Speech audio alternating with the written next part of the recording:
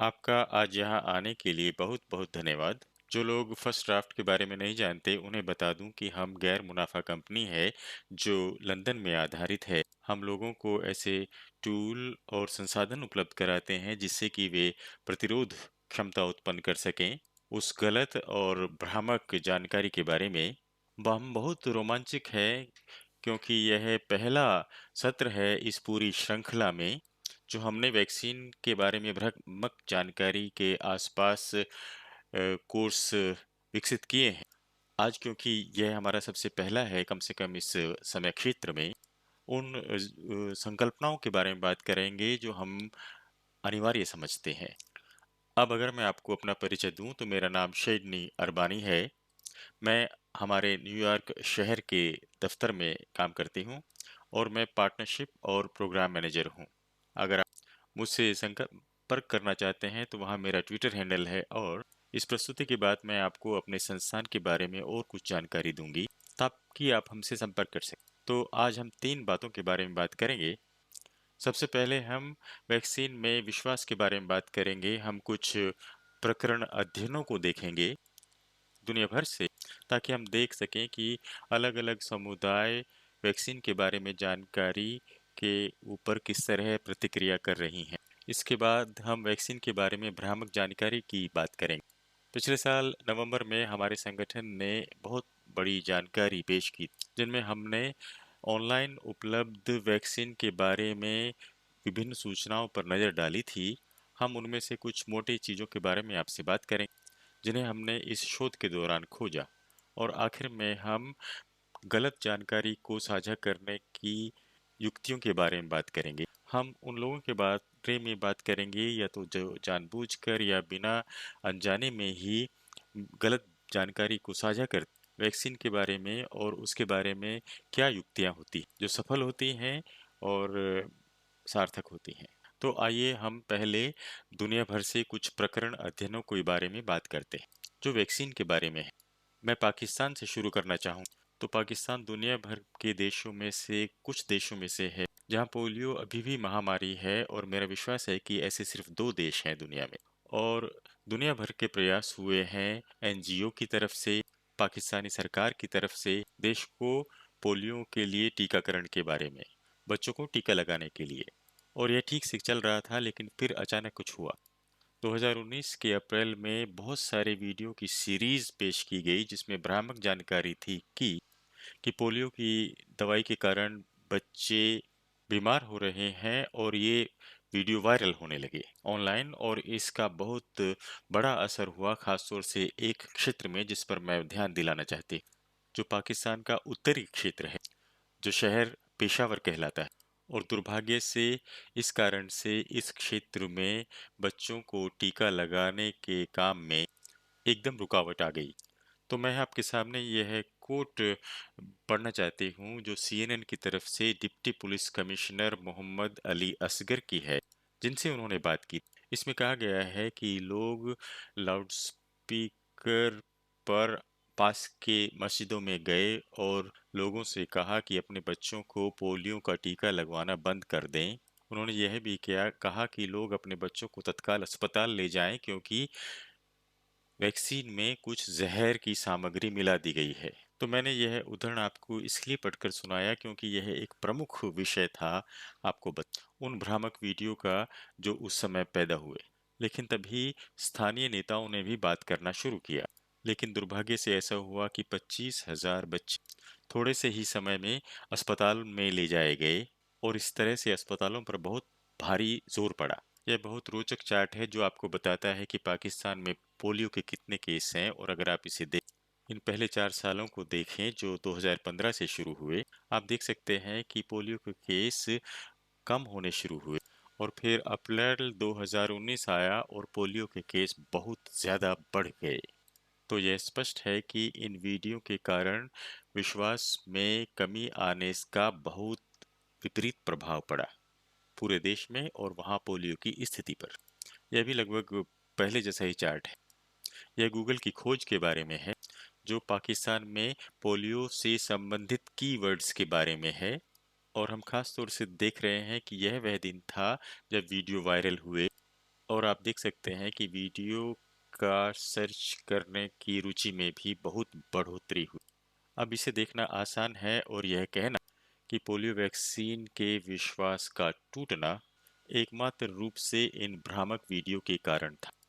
हम इन चार्ट्स को देखते हैं और हम स्पष्ट रूप से प्रतिक्रिया को भी समझते हैं, जो बताता है कि तब क्या हुआ जब ये वीडियो शेयर किए गए। लेकिन मैं इस बारे में बात करना चाहती हूँ क्योंकि यह पूरी कहानी नहीं है। 2011 में, इस साल से पहले, जब ये भ्रामक वीडियो साझा किए गए, ऐसे आरोप सामने आए कि अमेरिका के CIA ने नकली टीकाकरण अभियान शुरू किया ओसामा बिन लादेन के परिवार का DNA प्राप्त करने के लिए। और मेरा मानना है कि यह हेपेटाइटिस बी के बारे में था। यह थोड़ा अनमेल सा दिखाई देता है, लेकिन दुर्भाग्य से ये आरोप सही थे और USCIA ने ऐसा किया था और उन्होंने स्वास्थ्य सेवा कर्मियों की सहायता ली थी इस जानकारी को प्राप्त करने के लिए। और अगर आप इसके बारे में और जानना चाहते हैं तो ऐसे कुछ लेख हैं, जैसे कि एक यह है जो साइंटिफिक अमेरिकन से है, लेकिन मैं जानती हूँ कि अन्य जगहों पर भी इस तरह के लेख लिखे गए हैं। और मैं इस संकल्पना को सिखाने के लिए आपके सामने लाना चाहती हूँ, और वह यह बात है कि भ्रामक जानकारी की आमतौर से कालक्रम की स्थिति होती है, और यह इससे भी ज्यादा बेवकूफ भरी हुई सिद्धांतों के तरफ भी ले जाता है कि कभी-कभी और खासतौर से भ्रामक जानकारी देने की स्थिति में पत्रकारों के रूप में और ऐसे लोगों के रूप में पब्लिक रिलेशन ऑफिसर्स जो जानकारी प्राप्त करना चाहते हैं, कभी-कभी षड्यंत्र के सिद्धांतों को देखने की इच्छा होती है उन्हें रद्द करने के लिए। लेकिन ज्यादातर भ्रामक जानकारी में कालक्रम होता है, और इस मामले में यह हुआ कि पाकिस्तान में अचानक अत्यधिक अविश्वास ने जो पोलियो वैक्सीन के लिए किया, वास्तव में इसका एक इतिहास था कि लोग इतिहास किसी बात से डर रहे थे जो सही था। और मैं एक और बात की ओर संकेत करना चाहती हूँ कि अगर आप इस क्षेत्र को देखें जहां यह हुआ, तो यह वही समान क्षेत्र था जहां भ्रामक वीडियो वायरल हुए। तो हम इससे क्या सीख सकते हैं? पहली बात तो यह है कि भ्रामक वीडियो का विश्वास को तोड़ने में बहुत बड़ा प्रभाव होता है, और संभवतः वे विश्वास को तोड़ने का काम करते हैं। और दूसरी बात यह है कि वास्तव में इसका एक इतिहास था पश्चिमी प्रभाव का, जिसने स्वास्थ्य कार्यकर्ताओं को उस क्षेत्र में प्रभावित किया था।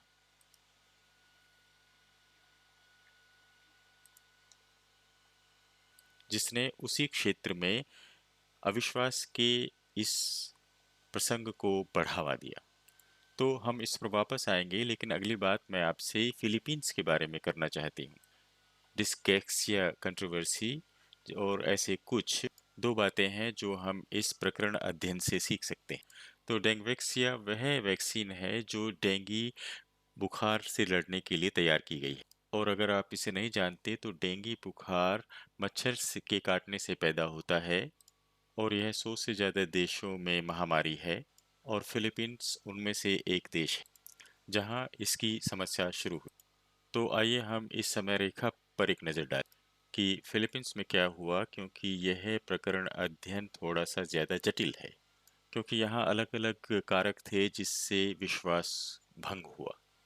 हम दिसंबर 2015 पर नज़र डालते हैं, जब डेंगविसिया को फिलीपींस में डेंगू बुखार से लड़ने के लिए पंजीकृत किया गया। मार्च 2016 के आसपास कुछ स्वास्थ्य विशेषज्ञों ने इस बारे में आवाज उठाना शुरू किया और संकोच दिखा, लेकिन फिर भी सरकार ने इस कार्यक्रम को आगे बढ़ाया और उन्होंने स्कूल में आधारित टीकाकरण प्रोग्राम शुरू किया और बहुत सारे लोगों को टीका लगाना शुरू किया, जिसमें 8,30,000 बच्चों को टीका लगाया गया। और फिर कुछ हुआ। नवंबर 2016 में टेंगवेक्सिया का निर्माता फार्मास्यूटिकल कंपनी जिसका नाम सनोफी था, उसने कहा कि यह वैक्सीन कुछ विरल मामलों में बच्चों में खतरनाक हो सकती है जिनको अभी तक यह संक्रमण नहीं हुआ।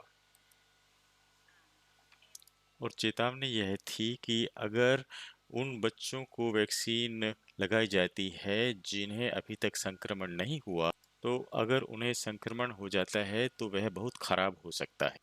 तो कुछ देशों ने जो डेंगवैक्सिया टीकाकरण कर रहे थे, उन्होंने इसका जवाब दिया, जिसमें संरचित मार्गदर्शन दिया, सख्त लेबल लगाने के निर्देश दिए गए। लेकिन फिलीपींस में ऐसा नहीं हुआ। फिलीपींस ने इस टीकाकरण प्रोग्राम को पूरी तरह से रद्द कर दिया और इससे कुछ घबराहट पैदा हो गई।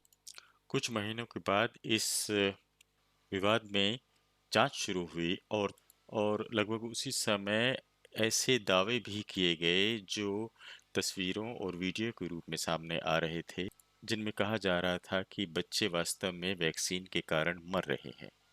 ये दावे पूरी तरह से गलत साबित हुए, लेकिन वे बहुत वायरल हो गए और दुर्भाग्य से इसने इस रक्षित सीनेट जांच पर बहुत प्रभाव डाला, जिसने आरोपों के सुधारों पर उतना ध्यान नहीं दिया जितना कि टीके की सुरक्षा पर, और इससे बच्चों के मरने के दावों को भी हवा लगी और इस विवाद के परिणाम बहुत नाटकीय थे।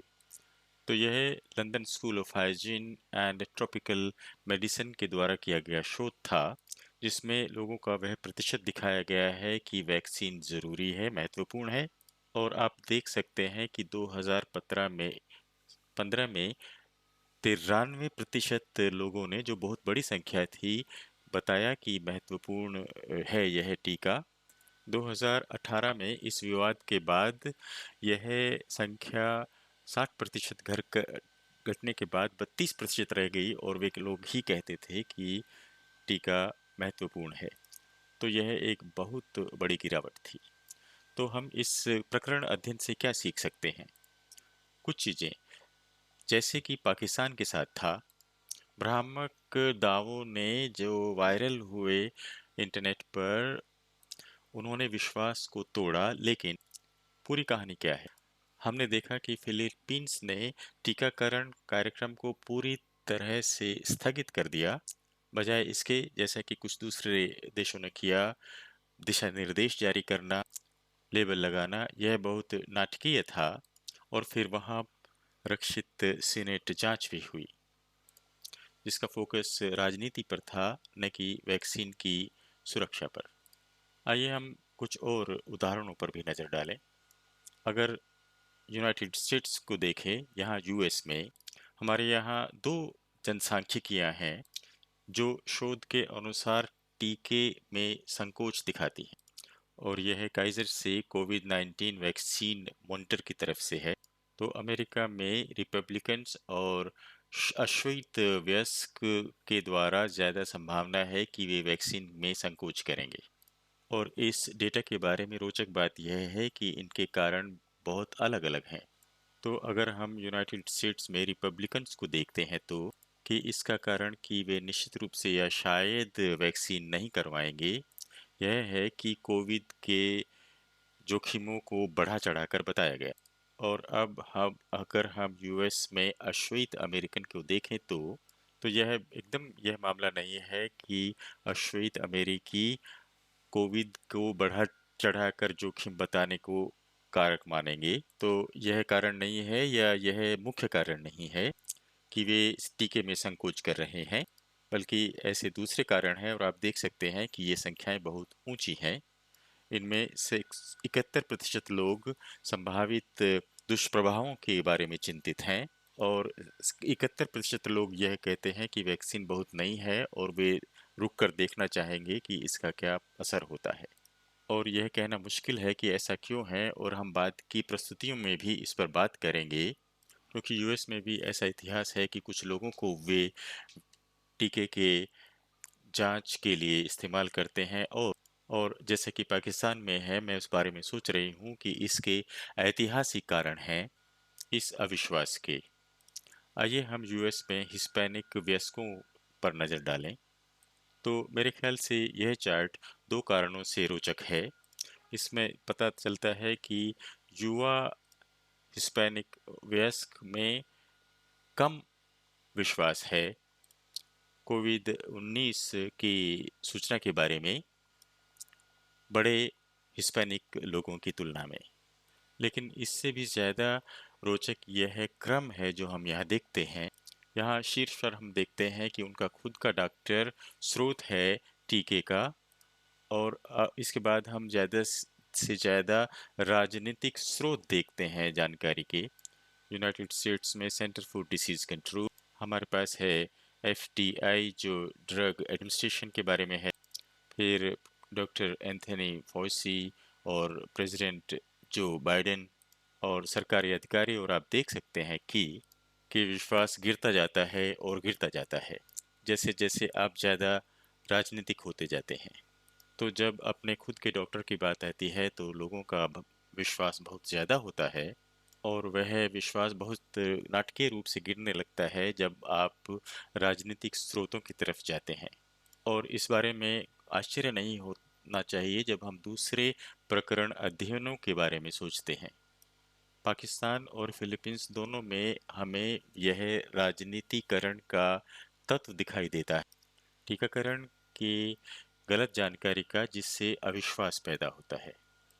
तो मैं यह उदाहरण पढ़ना चाहती हूँ जो डॉक्टर हेडी लार्सन की तरफ है, जो निदेशक है वैक्सीन विश्वास परियोजना के। और अगर आप इस वैक्सीन विश्वास परियोजना के बारे में नहीं जानते तो मैं आपको अनुशंसा करना चाहूँगी बहुत अधिक कि आप उनकी वेबसाइट देखें और आप उनके शोध देखें जो जो उन्होंने बहुत अधिक संसाधन के साथ रोचक शोध किए हैं, जिसमें दुनिया भर में वैक्सीन के विश्वास को मापा गया है और विभिन्न समुदायों और विभिन्न बीमारियों और उनके लिए वैक्सीन पर नज़र डाली गई है। और यह न्यूयॉर्क टाइम्स से हेडी लार्सन की रिपोर्ट है। मैंने देखा कि संचार की रणनीतियाँ उससे कितनी प्रेरित थी, जो सार्वजनिक स्वास्थ्य समुदाय और टीकाकरण लोग सोचते थे कि लोगों को क्या जानने की ज़रूरत है, लेकिन वे उसका जवाब नहीं दे रहे थे जो लोगों की चिंताएं थी, मुद्दे थे या सवाल थे।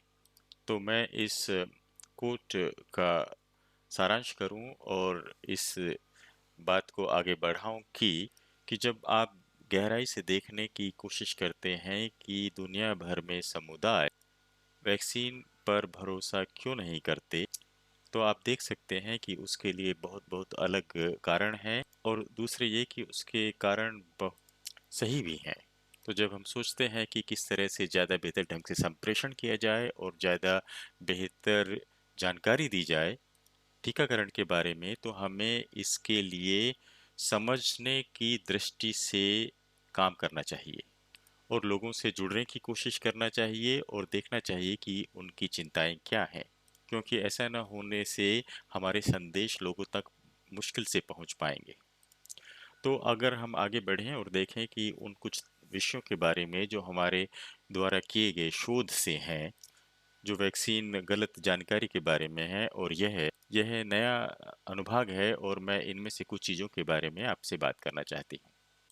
तो आप इस शोध के बारे में हमारी वेबसाइट पर देख सकते हैं, शोध के अनुभाग के अंतर्गत, जिसके बारे में हम और बात करेंगे और अगले बृहस्पतिवार को अपने अगले सत्र में। और जो हमने मूल रूप से किया वह यह था कि हमने 1200 पोस्ट का विश्लेषण किया विभिन्न भाषाओं में, फ्रेंच, अंग्रेजी, स्पेनिश और पूरे वेब में, उस सामग्री का जो वैक्सीन के बारे में बात करती है, और यह समझने की कोशिश की कि वहाँ क्या कहानियाँ चल रही हैं जो वैक्सीन के आसपास वार्तालाप को बनाने के बारे में रही। और रोचक बातों में से एक यह थी जो हमें पता चली कि दो चीज़ें सभी भाषाओं में प्रभुत्व पर थीं।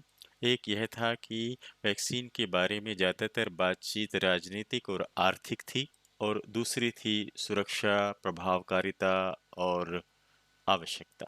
रोचक बात यह है कि विभिन्न भाषाओं में कहानियाँ का अलग-अलग रूप प्रभुत्व में था। तो ये हम इनके बारे में अगले सत्रों में ज़्यादा बात करेंगे, लेकिन वे कहानियाँ हैं जो उभर कर आईं और आप देख सकते हैं कि अंग्रेजी भाषा की पोस्ट में उन्मुक्तता और स्वतंत्रता मुख्य विषय था और स्पेनिश भाषा की पोस्ट में हमें यह बिल्कुल नहीं मिला। दूसरी ओर स्पेनिश में मोरालिटी और धर्म वो बड़ा ढांचा था जिसके बारे में लोग बात कर रहे थे। और दूसरी बात हमने यह देखी कि हर प्लेटफॉर्म के भाषा पर लोगों की संलग्नता में अंतर था।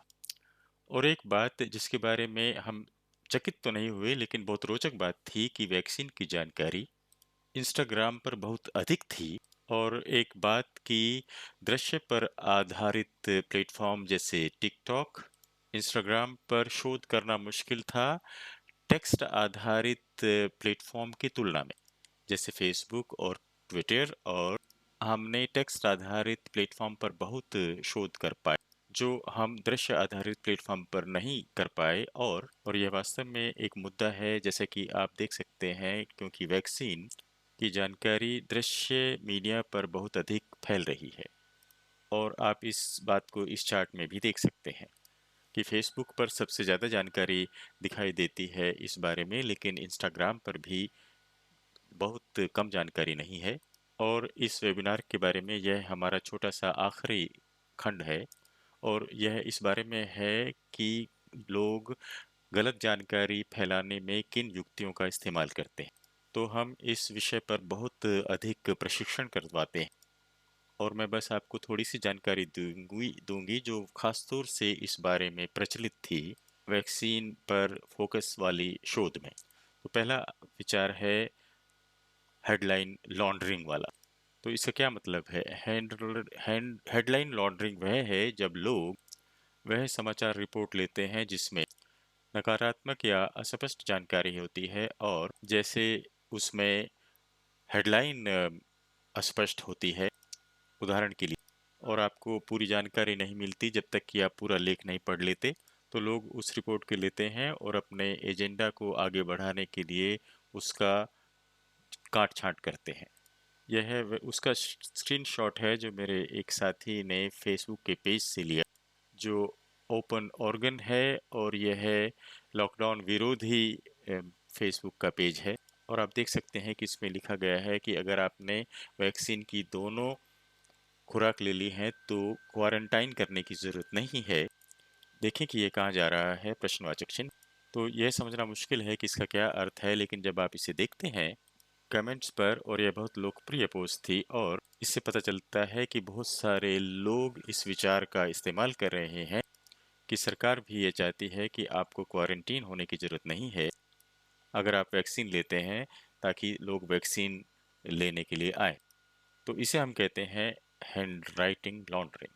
और हमने षड्यंत्र के सिद्धांतों को बहुत प्रसारित होते हुए देखा है, और बिल गेट्स के बारे में पोस्ट, और कि वे किस तरह से दुनिया को नियंत्रित करना चाहते हैं। माइक्रोचिप्स और वैक्सीन के बारे में पोस्ट, आपके शरीर में माइक्रोचिप जिससे सरकार आपको नियंत्रित कर सकती है। और इसमें से बहुत कुछ पागलपन लग सकता है, लेकिन महत्वपूर्ण बात समझने की यह है कि इससे राजनीतिक लोगों और संस्थानों पर अविश्वास बढ़ता जाता है। और जैसा कि हमने अपने शोध और अध्ययन प्रकरणों के अध्ययन में देखा है कि वैक्सीन के बारे में ज़्यादातर भ्रामक जानकारी राजनीतिक लोगों की तरफ से आती है, और नीति और स्थिति के बारे में भ्रमपूर्ण स्थितियों की भी बात यही है। और ये बहुत महत्वपूर्ण है जो हमें एक बात पता चली है, और यह केवल सिर्फ वैक्सीन के बारे में नहीं है, बल्कि यह सामान्य रूप से भ्रामक जानकारी के बारे में है। और वह यह है कि यह बहुत अधिक करके वीडियो और फोटो के द्वारा संचारित होती है। और इसमें सबसे बड़ी समस्या यह है कि दृश्य सामग्री के तथ्यों की जांच करना बहुत मुश्किल होता है। बहुत सारे वीडियो मोटिव होते हैं, वे प्रभाव डालते हैं, वे लोगों के भावों पर दबाव डालते हैं। और अतीत में हमने अक्सर हमने पहले अतीत में जब गलत जानकारी को ठीक करने की कोशिश की या तथ्यों की जांच करने की कोशिश की, तो यह बहुत मुश्किल है उस सामग्री के बारे में जो आपके भावनाओं से खेलता है। और जो अंतिम विषय हमें मिला उसे हम ज़ॉम्बी सामग्री कहते हैं। तो उसमें हमें बहुत सारी पुरानी गलत जानकारी दिखाई देती है जो चलती रहती है। मुझे विश्वास है कि आपने एमएमआर वैक्सीन और ऑटिज्म के बारे में पैदा किए गए लिंक के बारे में सुना होगा। यह अभी भी लगातार चलने वाला विषय है और हम इसे बार बार देखते हैं। इसका कारण यह हो सकता है कि यह प्रभावित करने वाला है और यह भी कि ये इससे बहुत विस्तार दिया गया है मीडिया के द्वारा, और इसलिए भी कि हमारे पास इस चिंता पर कार्रवाई करने के लिए सही प्रकार की सामग्री नहीं है जिसमें विश्वास के मामले जुड़े हुए। तो अब हम सारांश कर रहे हैं और हमें उम्मीद है कि आपने इससे बहुत कुछ सीखा होगा, और आगे हम गलत जानकारी की कहानियों और डेटा की कमी के बारे में बात करेंगे। तो हम अपने शोध पर और ज़्यादा गहराई से नज़र डालेंगे और इन कहानियों पर भी गौर से नज़र डालेंगे, और हम डेटा की कमी पर भी बात करेंगे जो गुणवत्तापूर्ण भरोसेमंद कवरेज की कमी की ओर संकेत करता है, क्योंकि सही जानकारी के उस अंतराल के कारण उसको भरने के लिए गलत और भ्रमपूर्ण जानकारी आ जाती। हम डेटा की कमी की पहचान के बारे में बात करेंगे और उन विषयों के बारे में जहां वास्तव में गुणवत्तापूर्ण जानकारी की ज़रूरत है, और इस तरह से